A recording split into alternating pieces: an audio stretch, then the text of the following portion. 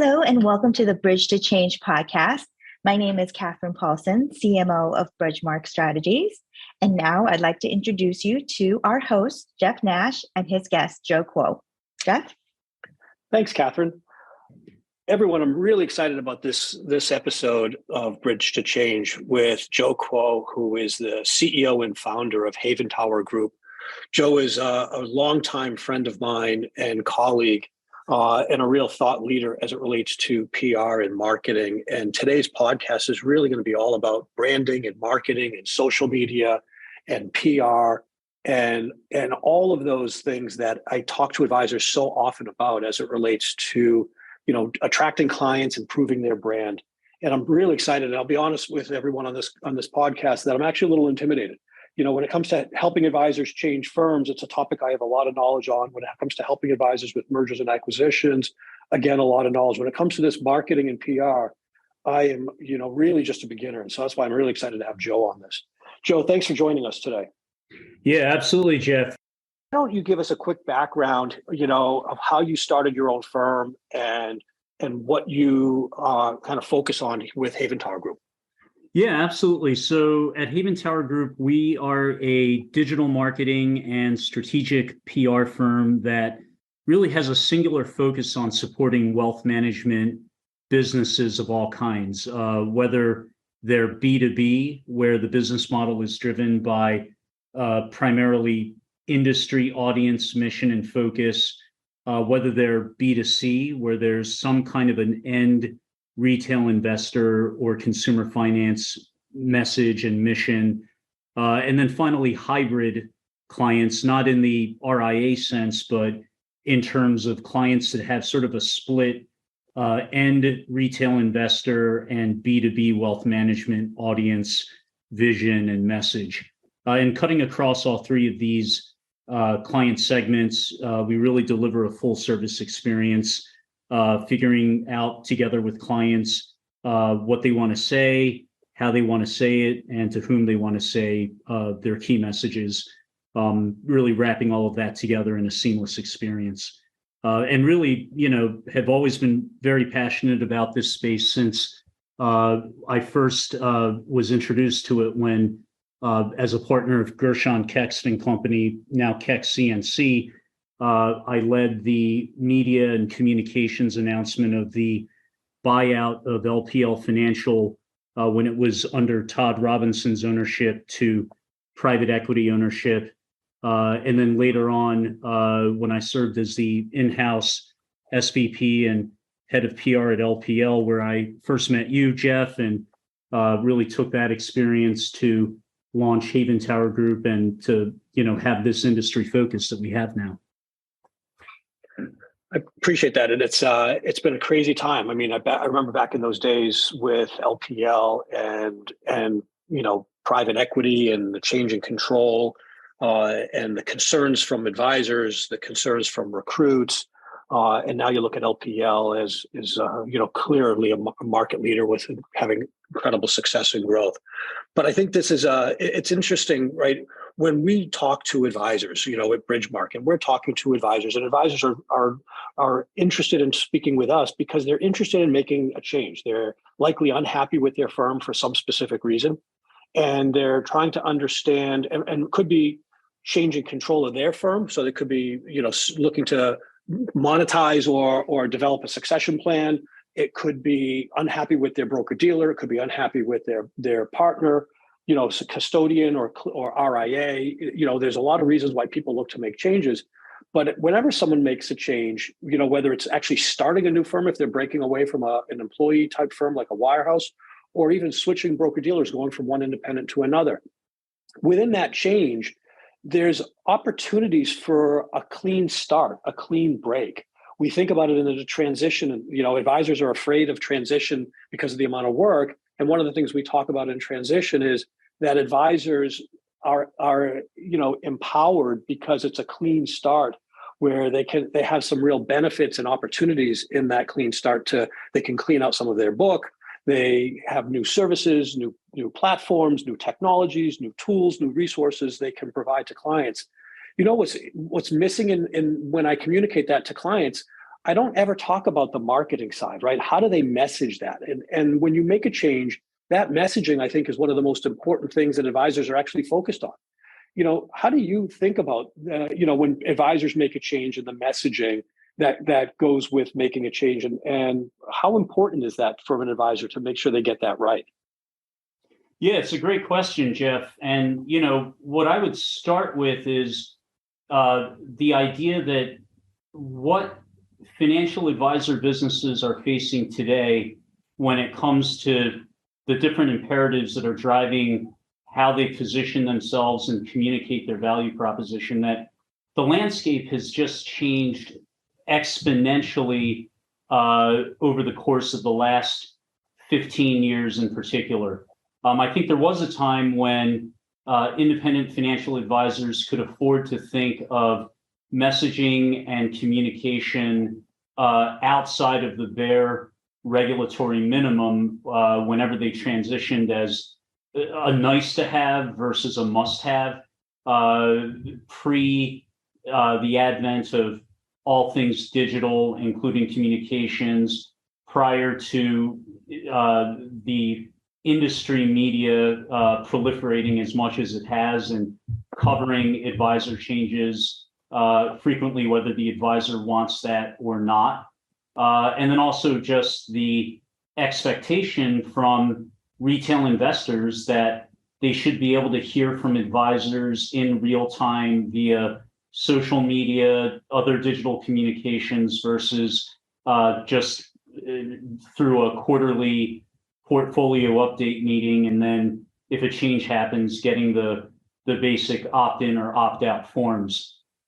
And so if we start from the standpoint of, communications in this extremely digital age where investors have dramatically increased expectations for how they expect advisors to engage with them, I think it leads us to the natural conclusion that how we position and communicate our value proposition, it almost needs to be viewed as one of the seamless stages that need to be baked into any sort of major transition that the advisor is making.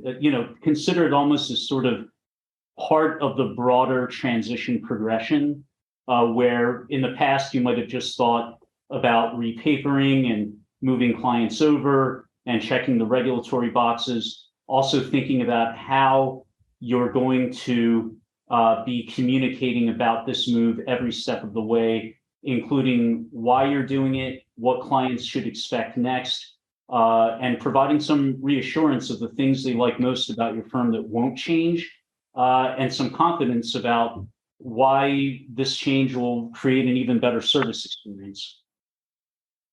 So let's get a little more detailed, right? Bridge to Change is really about helping advisors and educating advisors, and Catherine, I'm going to ask you to jump in as our CMO and with an incredible amount of marketing experience. When we think about some of this change from advisors, how do you think about it from, where do we how does Joe and Haven Tower Group and just want to get you to weigh in on this conversation as well? I think that when you're talking about just kind of the table stakes of communications now, what people expect to hear from the advisor is very, very specific when it comes to, for example, social media. What exactly does work and what exactly does the messaging really entail for social media content out there for this audience, right? So I'm really curious to hear when there is a transition, Joe, what are some of the ways that we can engage from a media standpoint, whether it be social or online, that really you've seen success with, and what type of messaging have you seen success with? First and foremost, it's recap your key advantages and strengths and value proposition. Next, as part of the sort of message discovery process, it's really identifying in very specific terms why you're making this change. Because at the end of the day, part of what the opportunity and challenge is when getting your story out there to the media with any major change it's being able to rationalize exactly why this is a change that works, not just for yourself and your business, but for clients. What are they getting that's going to be better versus whatever it was that they had in the past? And then in that way, you're almost sort of messaging to prospective clients in the future as well. And then third, I think as part of this message discovery process, the challenge and opportunity is also just making sure that you're keeping the story focus on yourself. And what I mean by that is I think, with any advisor move that happens, really like any other move in any professional context in life, there are going to be push and pull factors. Sometimes the advisor is really just energized about the firm that they're joining, and they're really excited about the new platforms and solutions. Sometimes advisors are really experiencing this transition more from a push perspective, where they are leaving an existing firm because of a certain level of dissatisfaction.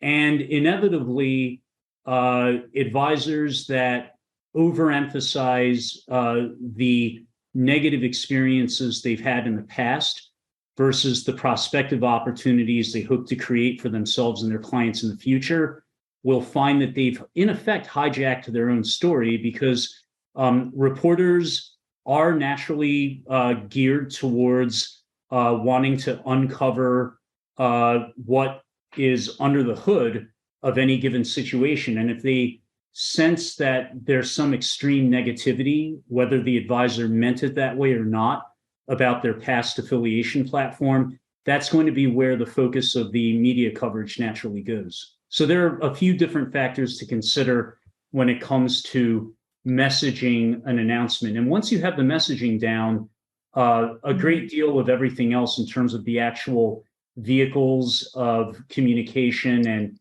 execution, that all becomes very tactical, making sure you have a press release that sufficiently captures the messaging, that you have the right media strategy, that you're working in concert with the new firm that you're transitioning to, and that everyone's kind of buttoned up in terms of the sequence of events for media and communications plan to roll out seamlessly.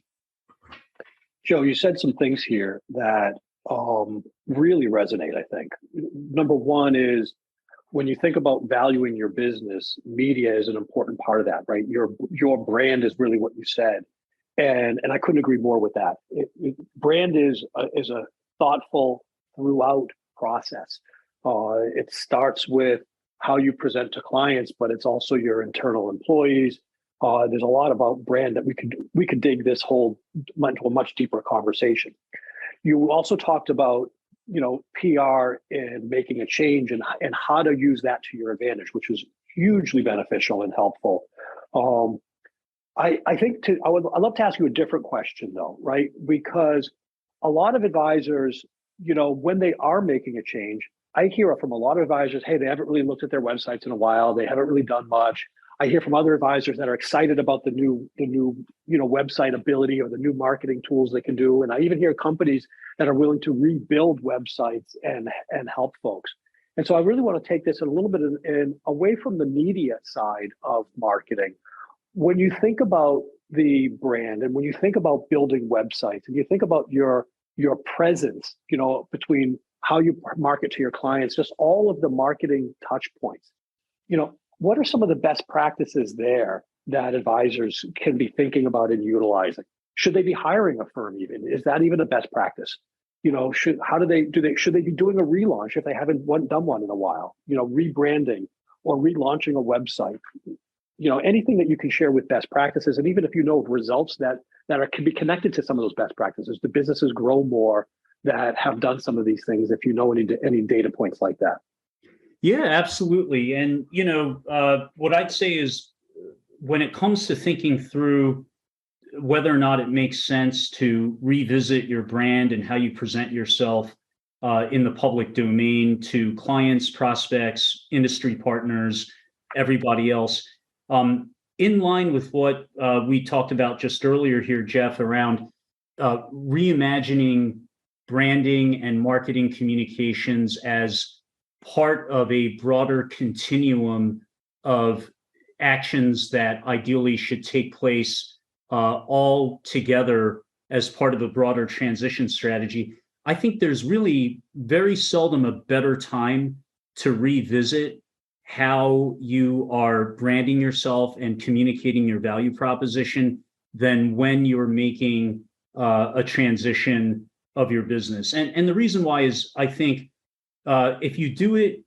on a standalone basis, you'll absolutely have to answer questions with clients and existing referral partners about what it is that you're trying to communicate. And if the entire process is well done, then many of those questions will be addressed from the get-go. But if you do it as part of a broader transition, you already have baked into that process the attention of your clients and prospects and other industry partners.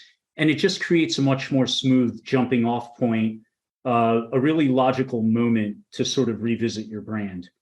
And, with that said, the way that I would think about approaching how you revisit your brand and value proposition and how you communicate yourself, and I probably would not have given this advice 15 or 20 years ago before social media and digital communications became as, very much part and parcel of the broader brand landscape as all of these tools are, to think about things in terms of 4 pillars of activity that ultimately ladder up to your brand and your value proposition. And so that's really thinking through, number 1, owned media. Those are the digital marketing assets that you own, whether it's your website, things that you control like eBlasts, your logo, your blog that you might have on your website, a podcast like this one, Jeff, just throwing that out there. But everything that's under your control, owned media. Pillar 2 out of 4 would be your earned media. And that's basically PR as many people conventionally understand it. Engaging with members of the media to drive proactive and relevant positive coverage of your business and the things that you're doing. Pillar 3 would be social media, which is largely self-explanatory these days. LinkedIn and Twitter and so forth still being the 2 more friction-free social media platforms for financial advisors to use, given the level of acceptance and pre-compliance approval these platforms have. And then 4th would be your paid media. And I don't mean just advertising, although it certainly includes that. That can also include paid sponsorship opportunities at major industry events where you can be a main stage speaker or a breakout session moderator or panelist. It could include paid slots on major podcasts. Quick note, I am not paying for this, so I really do appreciate this, Jeff.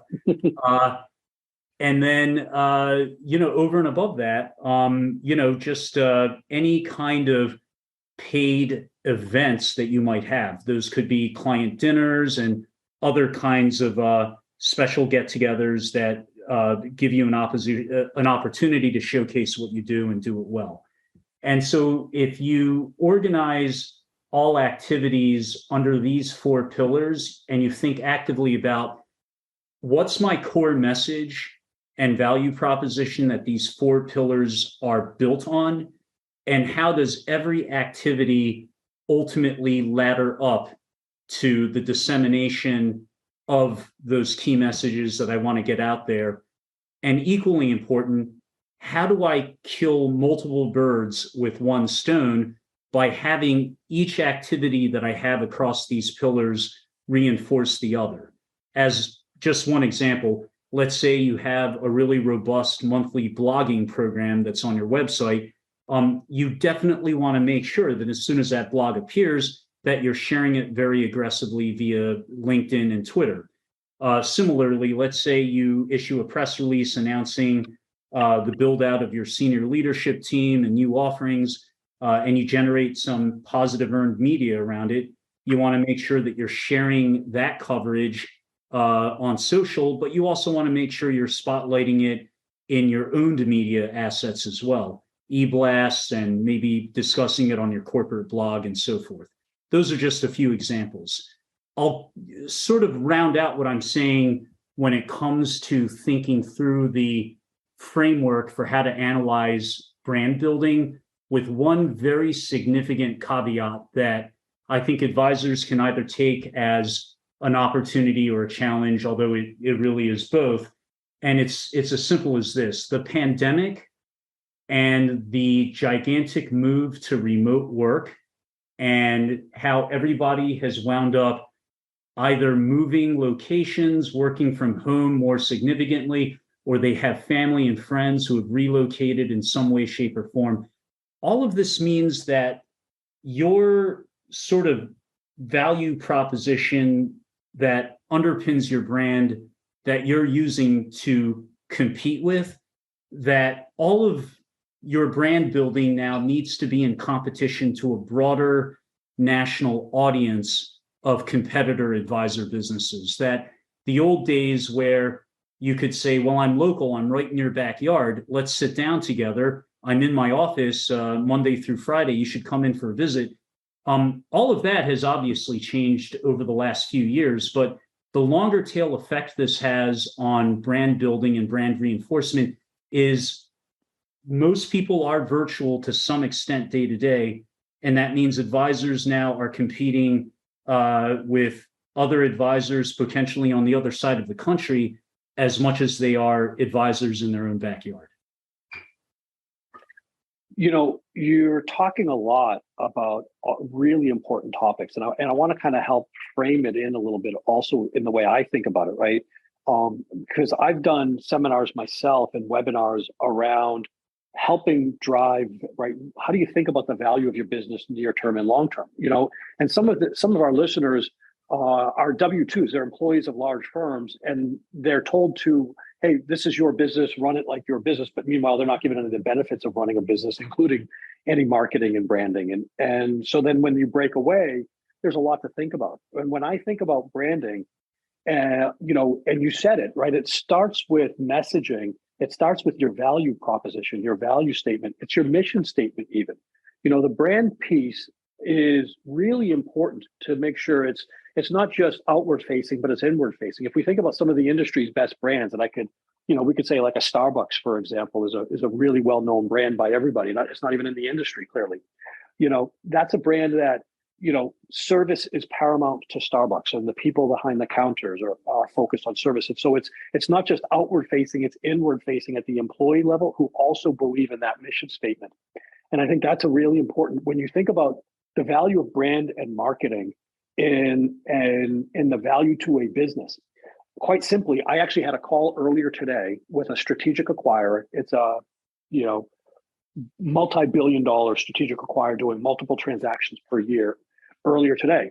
And they literally said to me, businesses that are growing faster are paid higher multiples than businesses that are not growing or shrinking would be paid a much lower multiple if they're shrinking, certainly, and as compared to those not growing as fast. So how does marketing and branding affect growth? Well, quite clearly, it's around messaging, and it can drive growth rate. And that specifically will tie back to the value of the business. Again, with a very simple testimonial from a firm today who just out of left field, we were talking about some other stuff, and they said, yeah, we absolutely will pay more money for a faster growing business. No question at all.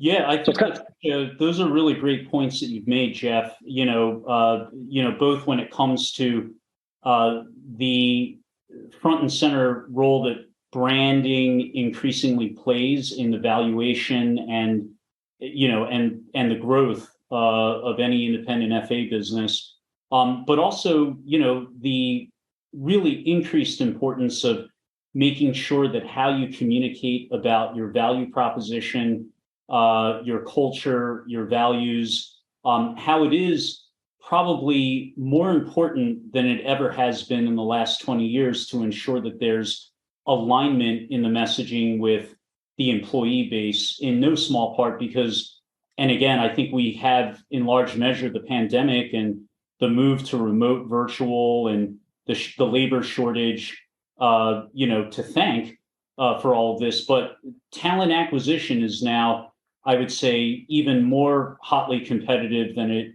has been for some years. And as we all know, and I've seen you comment and write about multiple times in the past, we've already had sort of a next gen FA recruiting challenge as an industry. And, so definitely brand building, I think, plays a crucial role in each of these areas.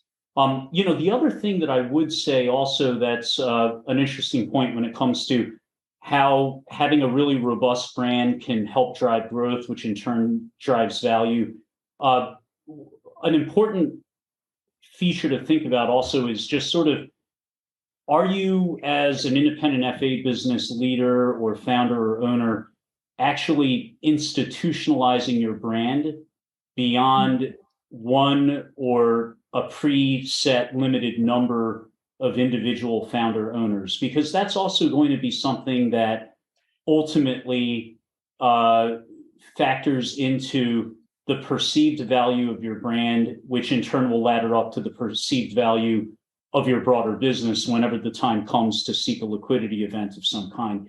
And there's certainly an argument to be made that you may be better off if you're going to invest in a brand, just making sure you're kicking the tires on ensuring it's a brand that can really be scalable and institutionalized, whether you are individually actively involved day to day for years to come or not. Joe, I think that's a really important point. I really also like your point about keeping a strong focus on yourself when it comes to branding, to keep coming back to that authentic, story, value proposition, core messaging, as you put it. And I'm thinking increasingly too, because branding is so important, how do we stand out, right? How do we stand out as an advisor? How do we stand out? Why is this change being made? And why is that differentiating us from the competition, right? And when we talk about branding and how it impacts growth, I think that's a really important point, to be able to be stand out in your category, what strategies and what makes you different from your competition. So I think these are really important questions to ask when you put together that core messaging, right? And your branding kind of guidelines or your branding strategy. What are your thoughts about that? And as an industry, are we doing a good job, of doing that in terms of standing out? Because that's always usually the question, right? When it comes to branding, what stands out? Yeah, and it's an interesting point because I think there isn't a simple one-size-fits-all answer to how the industry is doing overall, especially when it comes to the independent channel. Right. What I'd say kind of, just in a very loose kind of generalization, because again, everything varies on a case-by-case basis.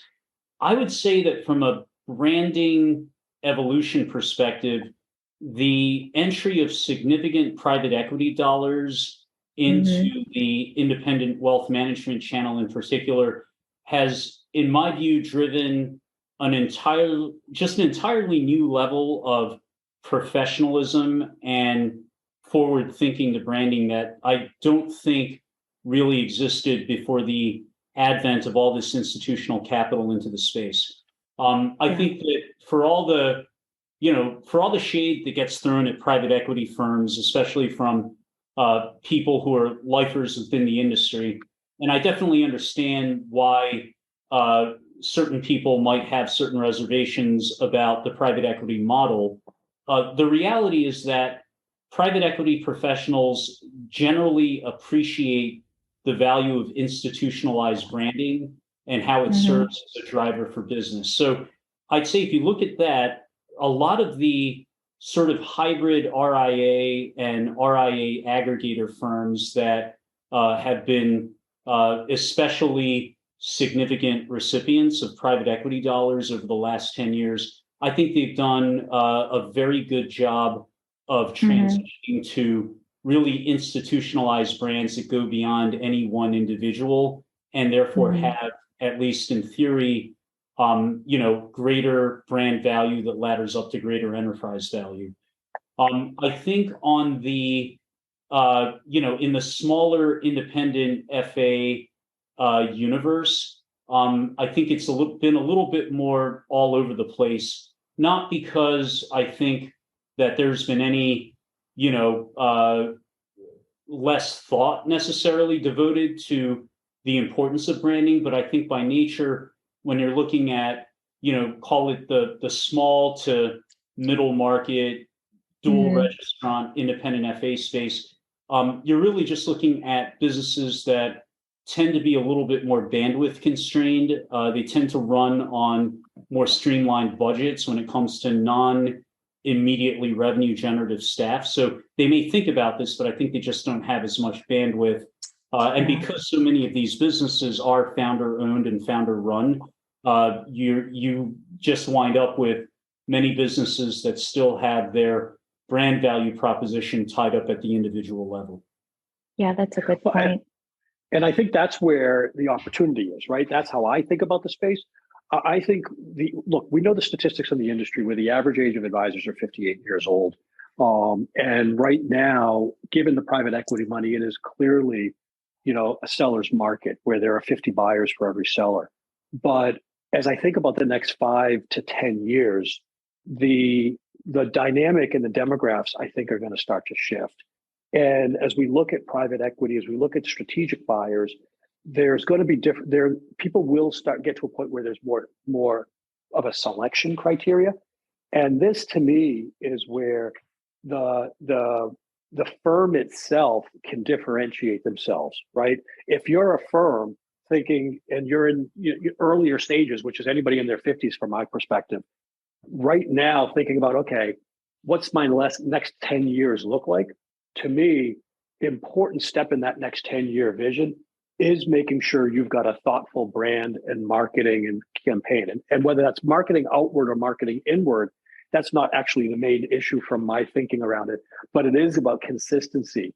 There are tactics that can be utilized around the brand and around marketing. Again, even to existing clients, even marketing to employees, to make sure that the value of the company gets recognized. What would be at the next point of transferring the wealth, transferring this company from a succession plan perspective. So when I think about brand and marketing, there's a lot of ideas here that I know that you've shared with us, which are hugely helpful for people to think about these things. But I also think it's really important when you think about advisors, I guess for me, for a little bit of a summation here is some of the advisors that are going through a change have incredible opportunities to relaunch. I think there's opportunities for social media as well as paid media, as well as free media. And I think also for advisors who are even considering a change, what could be 5 or 10 years into the future, there's branding and marketing opportunities for them, because it really does come back to what is their business worth and how do you maximize that business. And if you can just change certain things about your business, which can increase the value. And I'm not saying just by putting a marketing campaign will increase value, but by putting together a brand that has a consistent message, by putting together a marketing, efforts, by having things that differentiate yourself from what could become many, many more sellers when we start looking 5 years into the future. And if the marketplace shifts to a buyer's market, then that's going to be those things that are differentiated is what's going to make you more attractive and not just find you more opportunities, but potentially get you a better price as well. So yeah, I think there's a lot there. Yeah, I mean, Jeff, I think that's absolutely spot on. And the way that I would, almost, I'd go, just leaning into what you've said, I'd actually just say as an analogy that a lot of it is almost sort of like curb appeal when it comes to selling a home. And I'm not using that analogy lightly. The reality is, let's say you've got 3 middle market homes in the same neighborhood and the same school district and, same level of, logistical convenience to services. And let's just say one of the 3 homes that is up for sale, that where the owners actually paid extra attention to the landscaping, to the look and feel of the outside, paid just a little bit extra for the nicer brickwork in the front patio. The reality is, more often than not, those houses where there's been a willingness to stage the inside with a little bit more in incremental costs and to really enhance the curb appeal with a little bit more in incremental costs so that people passing by the house know immediately, oh, this place, I know what this house, what the look, the feel, the vibe is all about. And it certainly looks as if there's been more care and attention from the owner precisely to that end. Inevitably, the home with the greater staging internally and the better curb appeal externally, all other things being equal, will sell at a significantly higher amount. And the same really applies for the smaller to middle market independent FA business universe as well, where I think that it makes a gigantic difference to a prospective buyer if they are Googling the name of your firm and they're seeing multiple pages come up where they're all in effect positive hits, each of which communicates accurately your value proposition. They know these guys are out there. People know who they are. They know who they are. They have an understanding of what their value proposition is. And if we were to try to continue to bring in additional clients, or if we wanted to further engage with existing clients from a wallet share perspective, that a lot of that hard work beforehand in terms of educating people on who you are, what you stand for, that's already been done. And there's no question in my view that will influence upwards the valuation of an independent FA business. How much is of course open to question, but if you're looking at incremental costs that result in greater enterprise value, I think the need to invest in brand building and communications is just sort of a no-brainer in that sense. Joe, thank you so much. Really appreciate the insights. Really appreciate the information you shared. There's so much with PR and marketing. Clearly, we're just tipping the iceberg here. So thank you again, Catherine. Thanks to you. Thank you to our listeners. Please listen for future podcasts with myself and Catherine on Bridge to Change. Thank you.